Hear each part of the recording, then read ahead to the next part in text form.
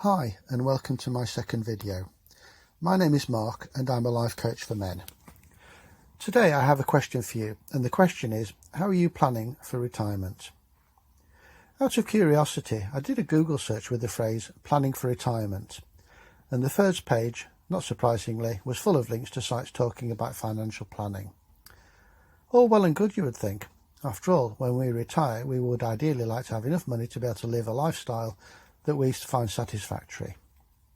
So in the US, people may save in a 401k, whilst in the UK, people may pay into a private pension plan, or, if they're very lucky, a work-related pension plan where the employer also makes a contribution. What really struck me from that Google search was that not a single entry on that first page talked about an issue that I think is incredibly important, and yet one which is clearly overlooked. The issue is that of health. You see, I'm of the opinion that retirement isn't going to be a bag of laughs, even if you have plenty of money, if your health is in such a poor state that you can't actually do anything apart from sit in a comfy chair watching daytime TV. Quite frankly, I'd rather go for the Smith & Wesson retirement plan and put a bullet through my head. Health is something we just don't seem to consider when we think about our retirement, and it shows in the current epidemic of obesity that's seemingly here to stay in the developed world. According to the UK's National Health Service, in 2018, 63% of all adults were overweight or obese, and in the older age groups this awful figure is even worse, if that were possible. So, 82% of men in the 55 to 64 age group were overweight or obese, and for women in the 65 to 74 age group, the figure was 70%. And this means that as well as having to buy increasingly bigger clothes, people will face higher risks of diabetes, heart disease, cancer and other nasties. It isn't good. So my plea is this. When you're thinking about your retirement, as well as thinking about money, also think about your health. Do you want to actually be able to do things when you're retired and actually still have fun? Or do you want to be in such a poor state of health that you can't do very much and you'll die earlier than you need to? It's also important to bear in mind that one reason why many people save for retirement is that they like the idea of having financial independence, so that they're not too reliant on the state.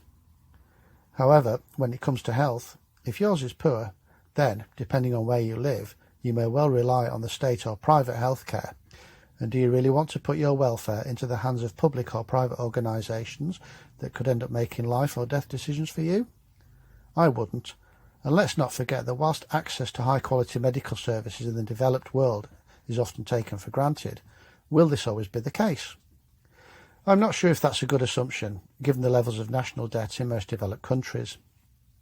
Here in the UK, the National Health Service, the NHS, is under massive pressure from an ageing population, and not one that seems to be getting less rather than more healthy.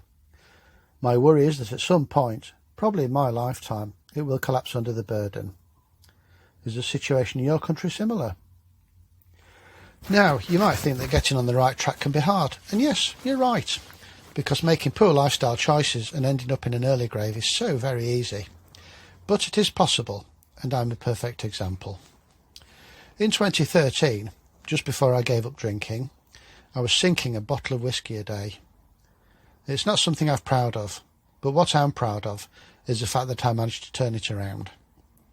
4 years after putting down the bottle, I did a 450-mile solo walk for charity, and a couple of years after that I ran 81 miles in 3 days for another charity. I'm not telling you this to brag, I'm telling you this because I'm a normal human being, and keeping fit and healthy isn't impossible, because if I can do it, so can you. A few years ago I heard a lovely phrase which really hit home, and the phrase is, I only have the one body, so I'm going to look after it. So, how about you? Thanks for listening, and as ever, I'd very much welcome any comments you wish to make, both good and bad. I am aware of the fact that the audio quality of this might not be too good, and I have ordered a microphone, so hopefully things will improve in the near future. I work as a life coach for men, and if you think that my background and insights may help you to get to grips with this thing that we call life, then please get in touch. My contact details are below. There's also a link to some obesity data from the NHS in the UK. Thank you for listening.